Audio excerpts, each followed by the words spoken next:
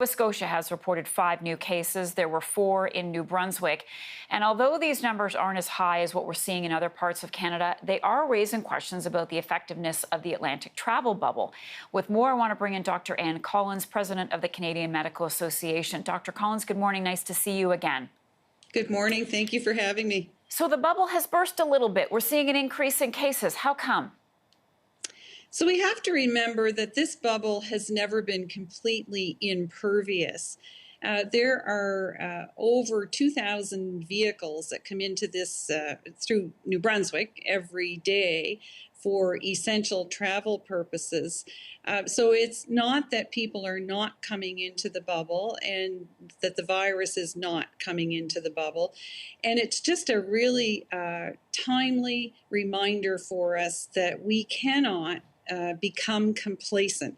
As numbers grow around us across the country, that increases the likelihood that COVID will be in our provinces. And so it's time to double down on those public health measures to protect everybody.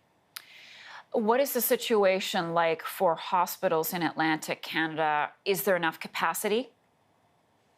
Well, certainly, we saw in the first wave of the pandemic that we did. We had capacity, and so the thoughts from or the reports from our health authorities is that they still feel confident in that way. But we prefer not even to get to that point. It's really about reminding all of us here to be thinking about our close contacts, about doing what we did back in the spring, listening to public health and following public health protocols for everybody's protection. All right. And final question then for you, Doctor. What more do you think needs to be done to get the numbers back down again?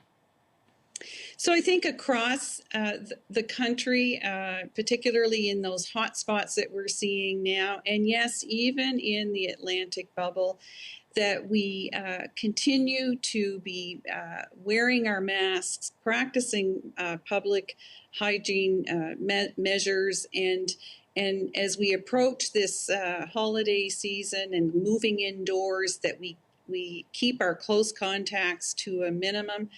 And as Newfoundland just reminded us, get your flu shot, please. Get your flu shot. All right. Dr. Collins, we'll see you soon. Thank you.